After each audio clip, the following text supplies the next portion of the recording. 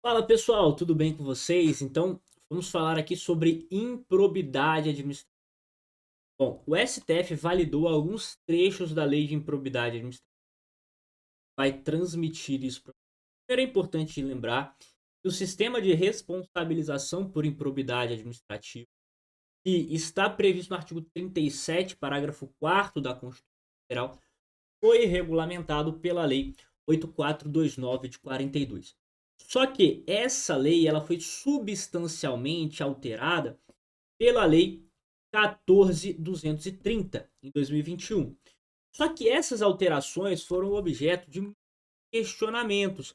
Então o STF já julgou a ADI 7236 em medida cautelar ainda, declarando ali, pelo menos cautelarmente, alguns dispositivos, suspendendo alguns dispositivos. As ADIs 7042 e 7043 foram julgadas em conjunto. E agora nós temos a ADI 4295, que foi julgada pelo STF, que validou algumas dessas alterações, alguns dos dispositivos da Lei 8429. A primeira dessas validações diz respeito ao artigo 2º, mas não exatamente em relação ao conceito de agente público.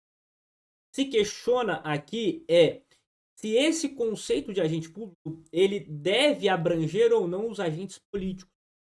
Então se propôs aqui na ADI que esse artigo 2º fosse objeto de interpretação conforme a Constituição Federal, para que ele não abrangesse os agentes políticos, uma vez que os agentes políticos estão sujeitos à responsabilização por crime de responsabilidade, a responsabilização político-administrativa. Só que o STF, ele reafirmando a sua jurisprudência antiga, tradicional, declarou que os agentes políticos, com exceção do presidente da República, estão sim sujeitos à lei de improbidade, estão submetidos ao duplo regime sancionatório. Isso é, respondem por crime de responsabilidade e por improbidade administrativa. O segundo ponto diz respeito a uma alegação de intransmissibilidade da sanção. Então, alegava-se que o artigo 12, inciso 1, 2 e 3, estabelece as sanções aplicadas aos agentes que cometem improbidade. E uma dessas sanções é a vedação de contratar ou receber benefícios da administração pública. E esses incisos estendem essa sanção para a pessoa jurídica da qual o agente que cometeu a improbidade é sócio majoritário. Então, o que se alegava aqui era que não haveria a possibilidade de transmissão dessa sanção para a pessoa jurídica por violação à vedação a questão da intranscendência, né, subjetiva das sanções. Haveria uma violação a esse princípio da intranscendência subjetiva das sanções. Só que o STF também validou esse dispositivo,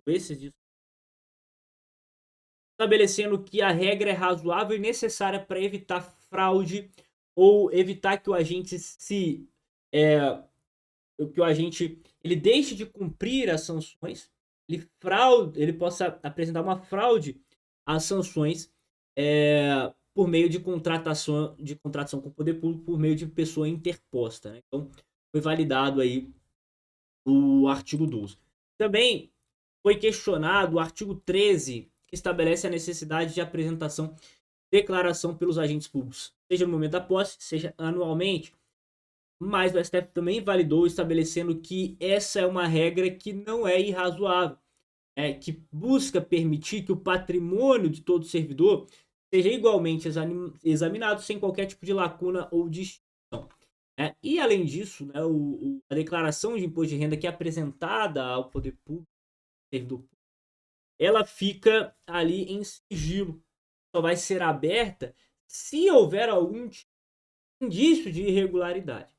Quarto ponto é a participação do Ministério Público nos processos administrativos. Então, quando há um processo administrativo de investigação no âmbito da administração pública por improbidade administrativa, é exigido que o Ministério Público seja notificado para, se quiser, ele acompanhe esse processo administrativo. Também foi validado, sob o argumento de que o simples acompanhamento dessa investigação não ofende a separação entre os poderes.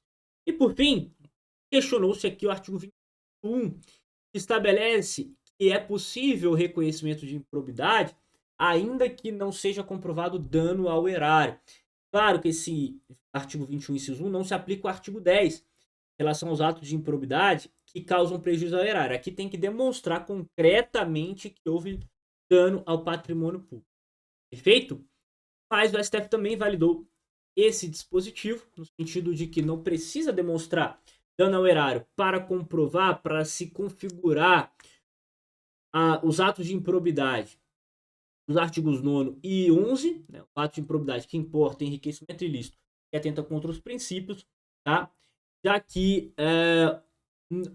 a lei não tem por finalidade única proteger o patrimônio, mas sim a defesa da probidade administrativa, enfim, a defesa de outros valores constitucionalmente protegidos. Então o STF validou esses dispositivos, declarou a sua constitucionalidade, de maneira que eles continuam em vigor.